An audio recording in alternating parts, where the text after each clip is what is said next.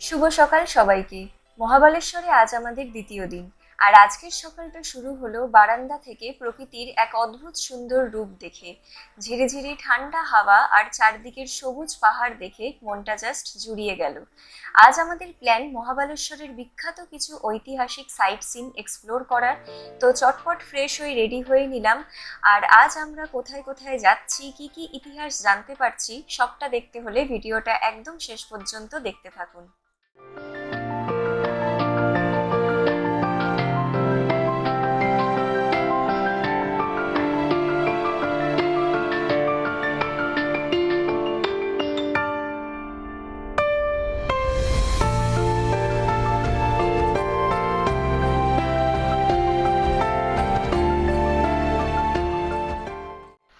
Resort থেকে বের হতেই আমাদের স্বাগত জানালো মহাবালেশ্বরের সেই চেনা ঠান্ডা শীতল আবহাওয়া। আমরা বাইক নিয়ে রওনা হলাম এক অপরূপ পথের উদ্দেশ্যে। দুপাশে গভীর ঘন সবুজ পাহাড়ি বন, আর তার মাঝখান দিয়ে চলে গেছে আঁকাবাঁকা সরু রাস্তা। পাহাড়ি রাস্তা, হাওয়া যখন গায়ে এসে লাগছিল, সেই অনুভূতি ভাষায় প্রকাশ করার মতো নয়। এই অসাধারণ প্রাকৃতিক সৌন্দর্য উপভোগ করতে করতেই আমরা পৌঁছে গেলাম ওল্ড মহাবালেশ্বর অঞ্চলে। সেখানে লুকিয়ে আছে ইতিহাস আর আধ্যাত্মিকতার মেলবন্ধন।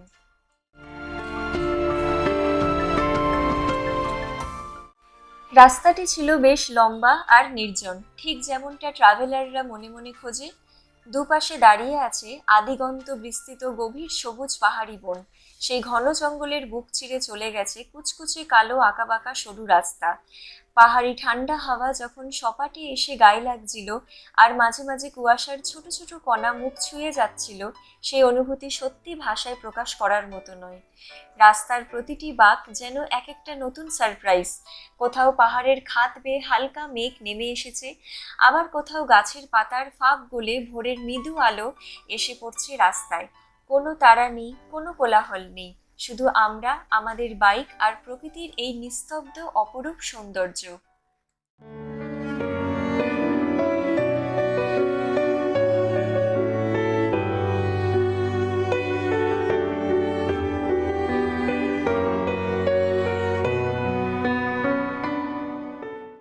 আমাদের প্রথম স্টপ ছিল ঐতিহাসিক পঞ্চগঙ্গা মন্দির। ১৩ শতকে রাজা সিংহন এবং পরবর্তীতে ১৬ শতকে চন্দ্ররাও মোরে ও ছত্রপতি শিবাজী মহারাজের হাত ধরে সংস্কার করা এই মন্দিরটি অত্যন্ত তাৎপর্যপূর্ণ। এখানে একটি পাথরের তৈরি গোমুখ অর্থাৎ গরুর মুখ রয়েছে, যেখান থেকে একটি জলধারা প্রবাহিত হয়। বিশ্বাস করা হয় যে এখানে কৃষ্ণা, কয়না, ভেন্না, সাবিত্রী এবং গায়ত্রী এই ৫টি পবিত্র নদীর উৎপত্তি ও মিলন ঘটেছে, যার কারণেই এই মন্দিরের নাম পঞ্চগঙ্গা।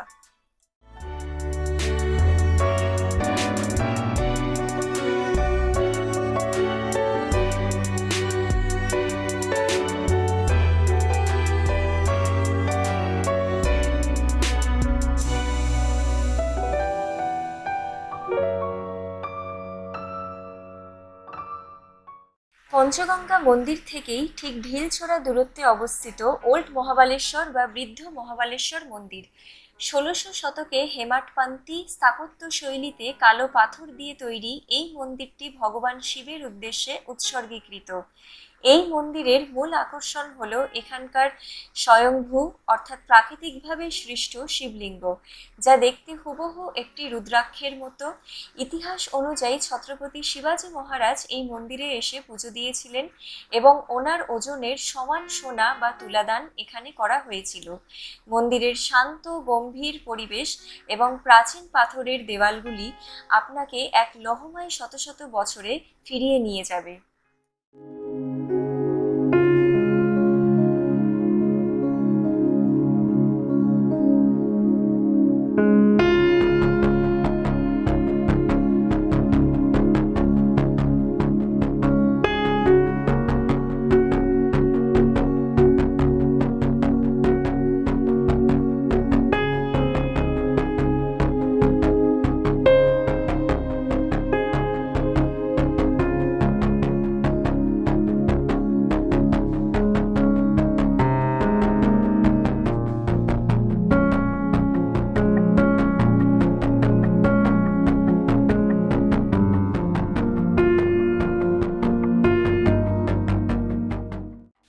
ওল্ড মহাবালেশ্বর মন্দির দর্শন শেষ করে আমরা আবার পা বাড়ালাম। মন্দির চত্বরের ঠিক পেছন দিক থেকে একটা ছোট্ট নির্জন পথ চলে গেছে ভেতরের দিকে। চারদিকের নিস্তব্ধতা আর পাখির ডাক শুনতে শুনতে এই পথে চলতে চলতে অবশেষে আমরা এসে পৌঁছালাম কৃষ্ণাবাই মন্দিরে।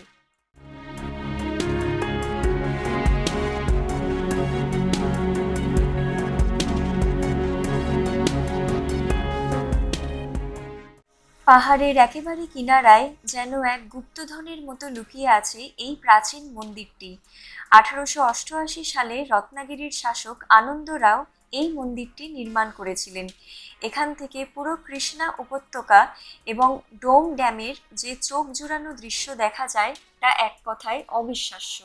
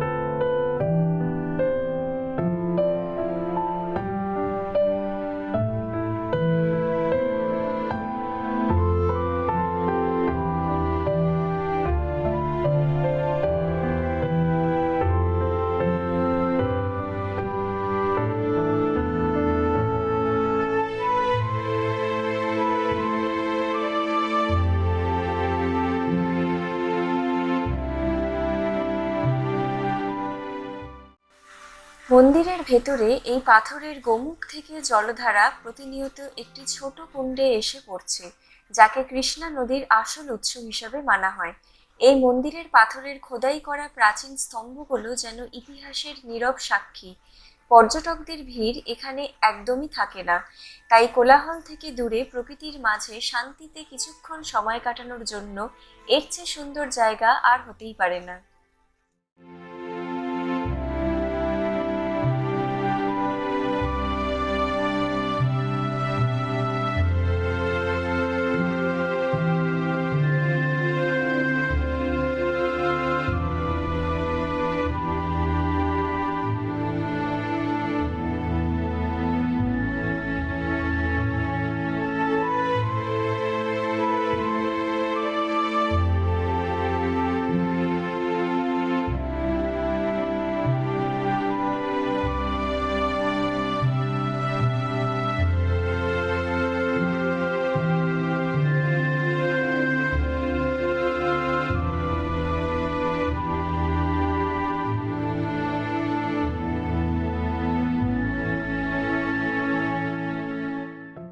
তিনটে মন্দিরের দর্শন শেষ করতে করতে সকাল প্রায় 9টা বেজে গেল। এবার পেট পুজোর পালা, তাই আর দেরি না করে আমরা চলে এলাম একটা লোকাল রেস্তোরাঁয়। পাহাড়ি ঠান্ডার মধ্যে সকাল সকাল ধোঁয়া ওঠা গরম গরম ইডলি, সাথে চটপটা সাম্বার আর নারকেলের চাটনি। ব্রেকফাস্টটা জাস্ট জমে গেল। ব্রেকফাস্ট সেরে আমাদের পরবর্তী স্টপ ছিল মহাবালেশ্বরের অন্যতম জনপ্রিয় আকর্ষণ ভেমনা লেক। 19 শতকে সাতারার রাজা শ্রী আপ্পা সাহেব মহারাজ এই কৃত্রিম হ্রদটি তৈরি করেছিলেন। চারিদিকের সবুজ গাছে ঘেরা এই লেকের শান্ত জল দেখতে সত্যি অসাধারণ লাগে। ভেন্না লেকের ঠিক পাশেই রয়েছে এই বিশাল খোলা মাঠ, যা মূলত ভেন্না লেকের নিজস্ব হর্স রাইডিং গ্রাউন্ড। এখানে পর্যটকদের ঘোড়ার ওঠানামা করার জন্য পাথরের সুন্দর সুন্দর চাতাল বা সিঁড়ি তৈরি করা আছে। চারিদিকের পাহাড়ি পরিবেশ আর কাদামাটি মাখা এই ট্র্যাকে ঘোড়সওয়ারি দেখার বা নিজে রাইড করার আনন্দটাই আলাদা। এবার আমরা চলে এলাম মহাবালেশ্বরের প্রাণকেন্দ্র ভেন্না লেকে, যা 1842 সালে সাতারার রাজা শ্রী আপ্পা সাহেব মহারাজ তৈরি করেছিলেন। প্রায় 28 একর জায়গা জুড়ে বিস্তৃত এই কৃত্রিম হ্রদটি চারপাশের ঘন সবুজ জঙ্গল আর পাহাড়ি প্রকৃতি দিয়ে ঘেরা। আমরা অবশ্য এখানে কোনো বোট রাইড করিনি, বরং লেকের পাড়ে একটা সুন্দর বেঞ্চে বসে শান্তিতে কিছুটা সময় কাটালাম। হালকা ঠান্ডা হাওয়া, চোখের সামনে শান্ত জলের ঢেউ আর চারদিকের এই মনোরম পরিবেশ, সব মিলিয়ে মনটা এক নিমেষে শান্ত হয়ে গেল। তাড়াহুড়ো না করে শুধু বসে বসে প্রকৃতির এই রূপ উপভোগ করার অনুভূতিটাও কিন্তু দারুণ ছিল।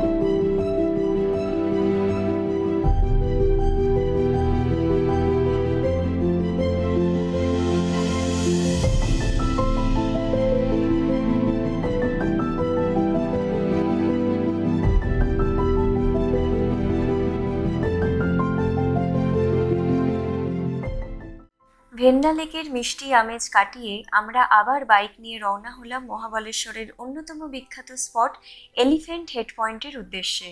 পাহাড়ের ওপর দিয়ে রাস্তাটা যেভাবে ক্রমশ ওপরের দিকে উঠে গেছে, সেখান দিয়ে বাইক রাইড করে যাবার অভিজ্ঞতা সত্যিই রোমাঞ্চকর।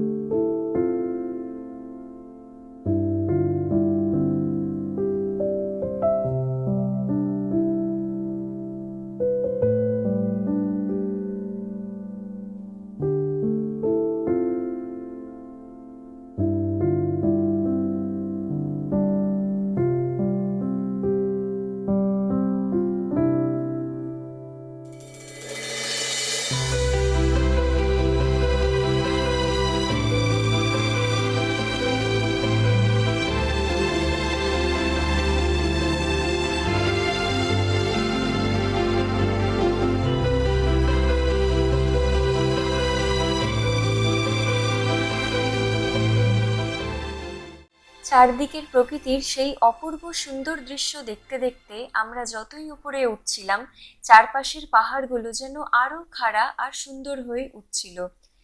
এই এলিফ্যান্ট হেড পয়েন্টটি আসলে প্রকৃতির এক আশ্চর্য সৃষ্টি। পাহাড়ের একটা অংশ ঠিক একটা হাতির মাথা বা সুরের মতো দেখতে হওয়ায় এর এই নামকরণ। এখান থেকে সহ্যাদ্রি পর্বতমালা আর নিচে প্রতাপগড় দুর্গের যে প্যানোরামিক ভিউ পাওয়া যায়, তা এক কথায় অনবদ্য। প্রকৃতির এই অফুরন্ত রূপ বুকে নিয়ে আমাদের বাইক রাইড চলতেই থাকলো।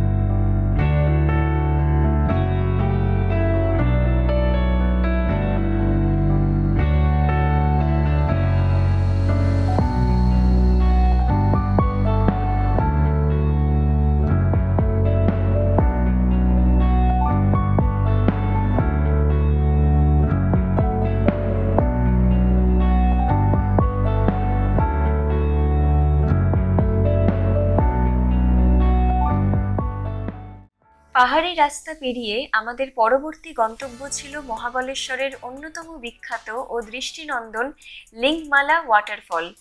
সাধারণত বর্ষায় এই ঝর্ণা রুদ্ররূপ ধারণ করলেও এই সময় বৃষ্টি কিছুটা কম থাকায় আমরা এর এক শান্ত, স্নিগ্ধ ও মনোরম রূপ দেখতে পেলাম।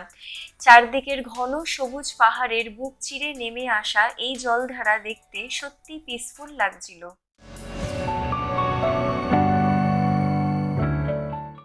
এখানকার পরিবেশটাকে আরো থ্রিলিং করে তুলেছে এখানকার কিছু অ্যাডভেঞ্চার অ্যাক্টিভিটি। জঙ্গল আর পাহাড়ের মাঝখান দিয়ে চলে যাওয়া রোমাঞ্চকর জিপলাইন আর হাওয়ায় ঝুলন্ত দোলনা, সব মিলিয়ে পুরো জায়গাটার ভাইব একদম অসাধারণ। যারা একটু অ্যাডভেঞ্চারার আর প্রকৃতির শান্ত পরিবেশ একসাথে উপভোগ করতে চান, তাদের জন্য লিঙ্গমালা ওয়াটারফল কিন্তু একটা মাস্ট ভিজিট স্পট।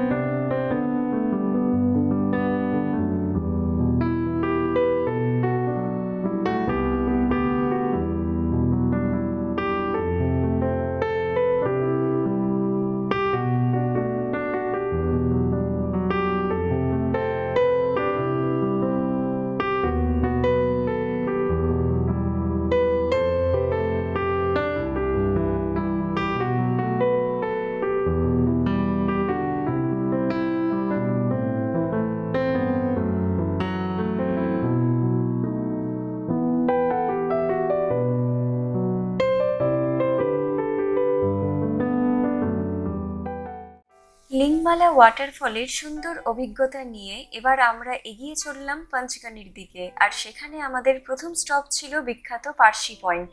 পাহাড়ি রাস্তার বাঁক পেরিয়ে যখন আমরা এখানে এসে পৌঁছালাম, এখানকার ভিউ দেখে সত্যি চোখ জুড়িয়ে গেল।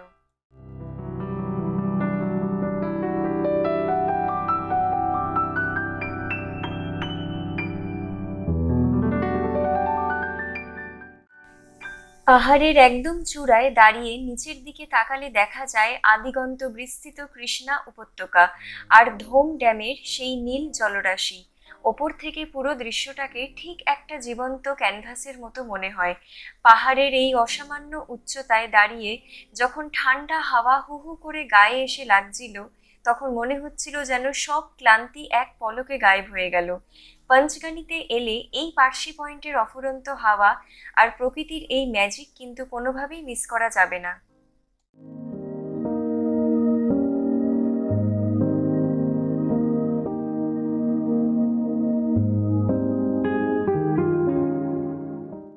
পার্সি পয়েন্টের সেই চোখ জুড়ানো সৌন্দর্য উপভোগ করছি, ঠিক এমন সময় ঘটল এক অদ্ভুত কাণ্ড।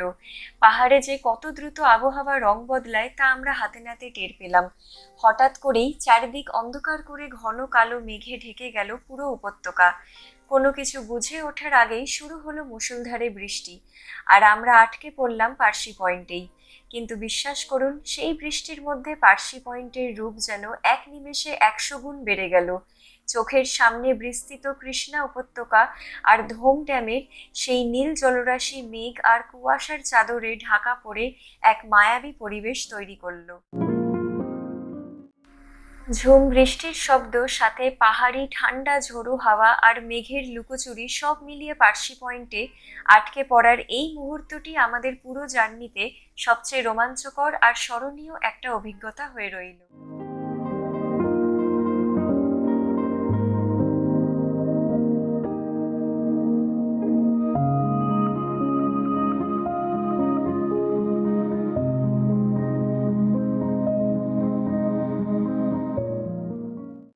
পার্সি পয়েন্টে বেশ কিছুক্ষণ আটকে থাকার পর বৃষ্টি যখন একটু থিতিয়ে এলো, তখন আমরা চলে গেলাম একবারে লাঞ্চ করতে।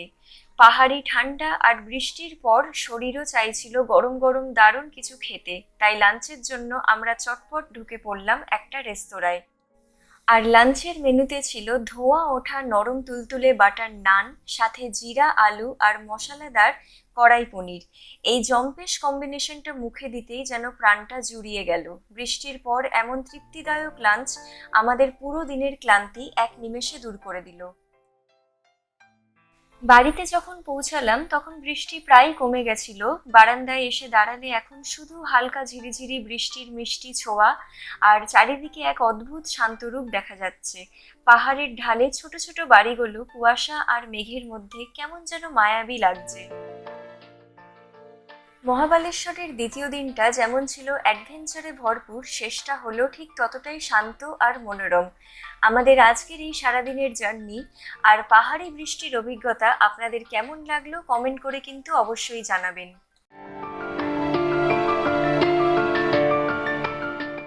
সারাদিনের এই দারুণ অ্যাডভেঞ্চারের পর এবার সময় হয়ে গেল ডিনারের।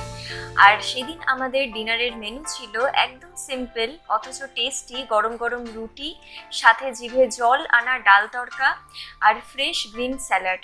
পাহাড়ি ঠান্ডার মধ্যে এই গরম খাবারটুকু খেয়ে শরীর আর মন দুটোই একদম তৃপ্ত হয়ে গেল।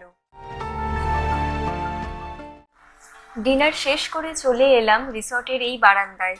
চারিদিকের ঘুটঘুটে অন্ধকারের মাঝে দূরের ওই পাহাড়ের আলো আর কনকনে ঠান্ডা আরামদায়ক হাওয়া সব মিলিয়ে একটা অদ্ভুত শান্ত আর মায়াবী পরিবেশ। মহাবালেশ্বরের এই সুন্দর রাতের দৃশ্য ক্যামেরাবন্দি করতে করতেই শেষ করছি আজকের আমাদের ব্লগ। দ্বিতীয় দিনের এই পুরো জার্নিটা আপনাদের কেমন লাগলো কমেন্ট করে কিন্তু অবশ্যই জানাবেন। ভালো লাগলে ভিডিওটাতে একটা লাইক আর চ্যানেলটি সাবস্ক্রাইব করতে ভুলবেন না। দেখা হচ্ছে আগামী পর্বে মহাবালেশ্বরের আরও কোনো নতুন স্পট নিয়ে। ততক্ষণের জন্য টাটা, সবাই ভালো থাকবেন।